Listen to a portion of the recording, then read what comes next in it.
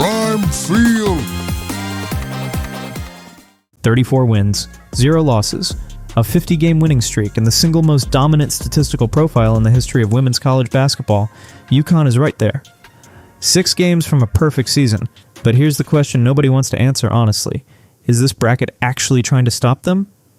Because when you dig into this Fort Worth regional, really dig, you'll find a former UConn assistant who knows every play Geno runs, the nation's leading scorer waiting in the Elite Eight, and a rotation so short that one bad foul call could change everything. Today we're giving you the brutal truth about UConn's path to 40.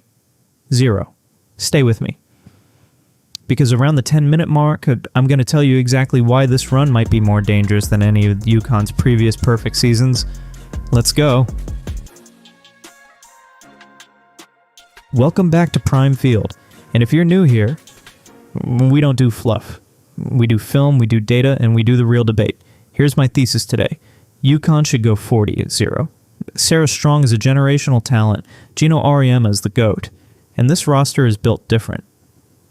But, and this is a massive, but the committee did not give them a gift bracket.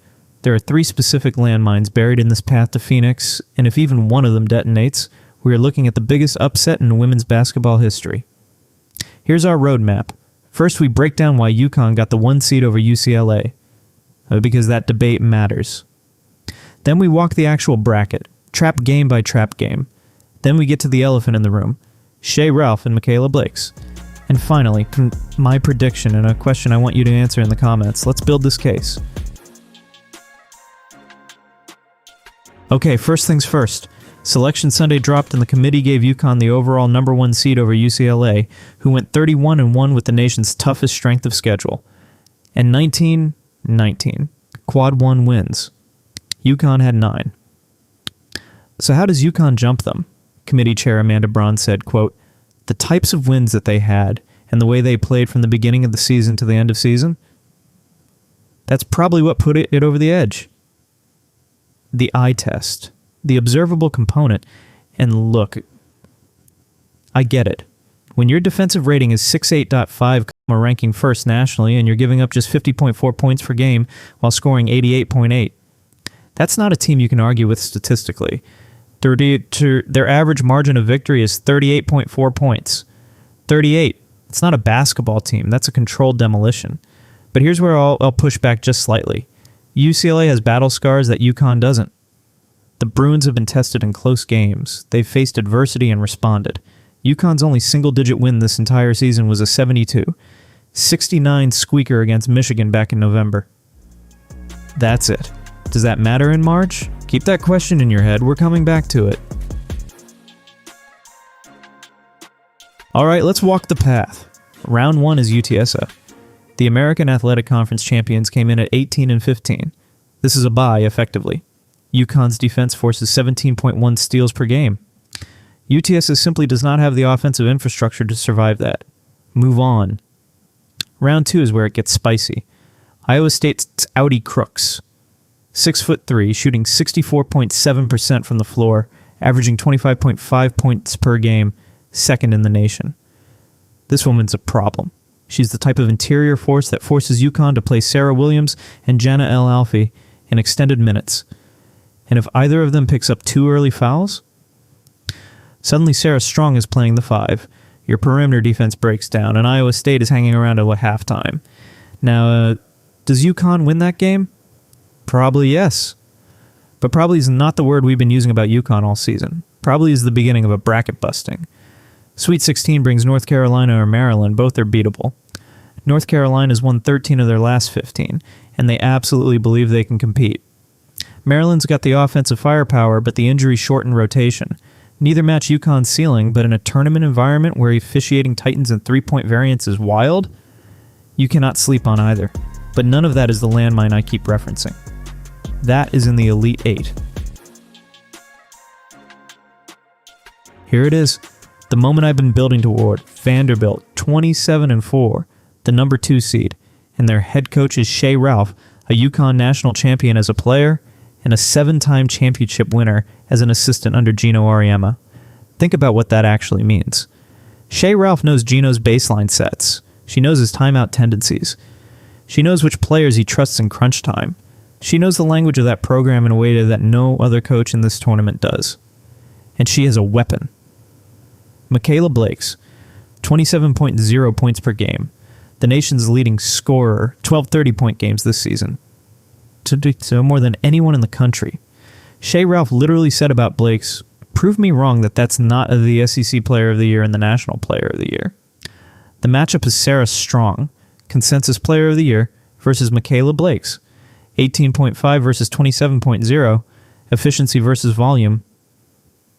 And if Blakes gets going early, if she finds 3 or 4 consecutive buckets and the crowd feeds off it, UConn will face something they have not faced in 50 games, genuine fourth quarter pressure. And here's where I come back to my earlier question. UConn's only close game was in November. Have they been tested enough?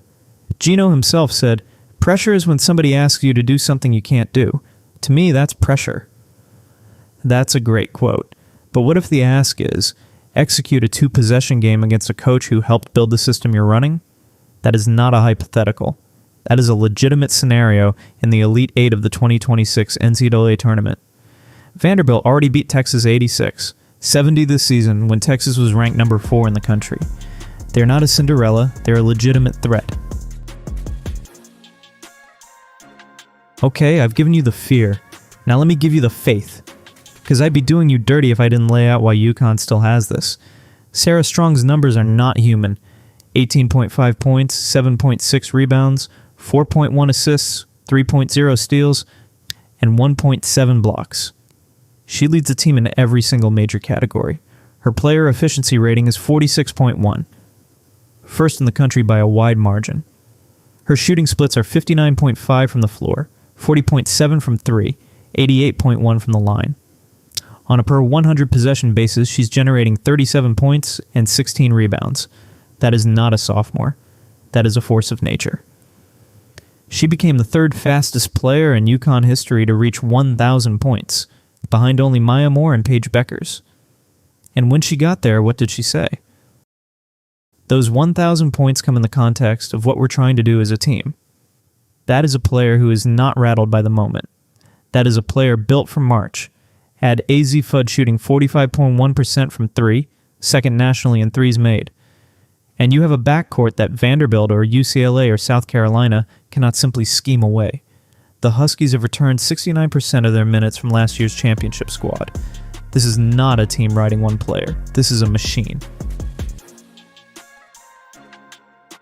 Here's where I land. UConn goes 40-0. But not easily. They survive Iowa State by double digits. They handle North Carolina, and then in a game that goes down as one of the greatest in tournament history. They edge Vanderbilt in the Elite 8 by 4 to 6 points, with Sarah Strong delivering an iconic performance in the final 3 minutes. The Final Four in Phoenix, UConn versus UCLA. The rematch we all wanted from Selection Sunday, settled on the court. But I want to hear from you, because this is the debate. Does UConn's lack of close game experience hurt them when Mikayla Blakes goes off in Fort Worth? Or is Sarah Strong simply too efficient to be stopped, even by a coach who knows every play in the book? Drop your Final Four picks below. I will personally respond to every bracket prediction in the first hour after this video drops. And if you think UCLA was robbed of the 1 seed, make the case. Fight me in the comments. This is Prime Field. That's how we do it here. If this breakdown gave you something nobody else is saying, share it, subscribe, and hit the bell. We cover every round of this tournament live, and trust me, if Vanderbilt and UConn meet in Fort Worth, you do not want to miss that video. 40-0, 6 games. Let's find out if history is inevitable, or if Shea Ralph just drew up the play to stop it. See you in round 1. Prime Field.